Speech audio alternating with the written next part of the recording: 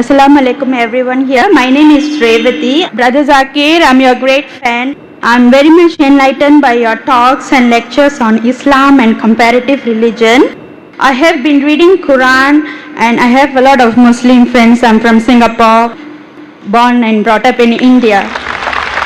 I have some questions and please clarify. Thank you so much. My question is, can we relate the regeneration of skin for hellfire as stated in Quran chapter 4 verse 56 as reincarnation of new life for real suffering? Thank you. Sister asked a very good question. Thank you.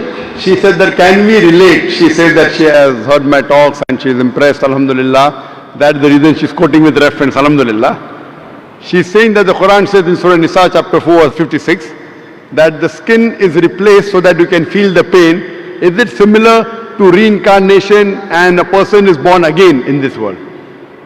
Sister, both are different. What Quran says in Surah Nisa chapter 4 verse 56, as to those who reject our signs, we shall cast them in the hellfire, and as often as their skins are roasted, we shall give them fresh skin so that they shall feel the pain. Previously science thought that only brain was responsible for feeling of pain. Today we come to know that in the skin there are pain receptors which are responsible for feeling of pain, which we did not know earlier. Quran says that God will give fresh skin so that they shall feel the pain. Scientifically it is proven. Now for example, Almighty God is just. Quran says in Surah Nisa chapter 4 40, Allah subhanahu wa ta'ala is never unjust in the least degree. That means he is very just. For example, history tells us that Hitler incinerated 6 million Jews. Today, if our law catches Hitler, what punishment can you give? Maximum you can give is kill him. That will take care of one. What about the remaining 5,999,000 people that he has killed? In the Akhirah, in next life, Almighty God says, as to those who reject our signs, we shall cast them in the hellfire. As often as their skins are roasted, we'll give them a fresh skin. If Almighty God wants to incinerate Hitler 6 million times, he can do it. 12 million times he can do it. This is an example of the punishment in the next life. This does not justify about the cycle of rebirth. This cycle of rebirth, sister, if you read in the Vedas, Veda is the most authentic book amongst all the Hindu scriptures. The Veda speaks about Punarjanam. In Rig Ved, volume number 10, Punarjanam. Punar means next, Janam means birth. Even we believe in next birth. Even Quran talks about next life. Once we die, we'll be resurrected on the day of judgment. Same thing Veda says. Punarjanam means next life. But the scholars of Hinduism, they came out with a philosophy known as Samskara. Samskara in Hinduism, it is the cycle of birth, rebirth, birth, rebirth, birth, rebirth. This is nowhere mentioned in the Veda.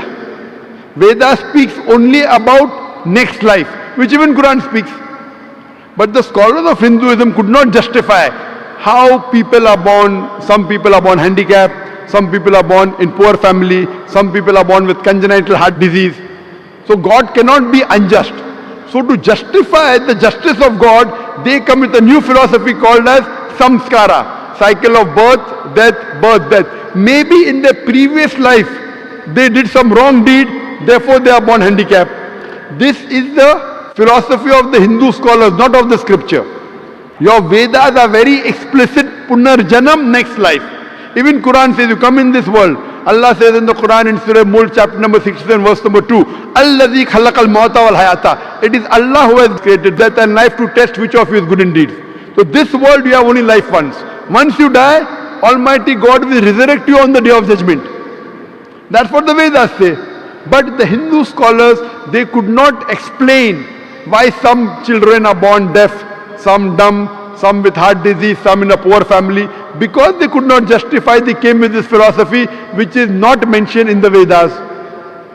Same way if you read Bhagavad Gita. Bhagavad Gita says that how does a soul change body? How does a caterpillar, when he goes to a blade, he jumps onto a new blade? Same way the soul changes into a new body. Doing once we have no problem, but doing multiple times is totally wrong. Now I will give the explanation. What does Islam has to say that? Now you will ask me the question, okay, if the Hindu Pandits are wrong, what is the explanation in Quran? In Islam, As I mentioned, Allah says in Surah Mulk chapter 16 verse number 2, Allazi khalaqal mauta wal hayata. It's Almighty God has created death and life to test which of his good deeds. So this life, sister, is the test for the hereafter. Every year when you appear for the examination, the test paper keeps on changing, right or wrong? You can't have the same paper. Similarly, Almighty God tests different people in different ways. The Quran says your children are a test for you. Quran says your wealth is a test for you. So Almighty God makes some human beings born poor, some rich. For the rich people, they have to give zakat.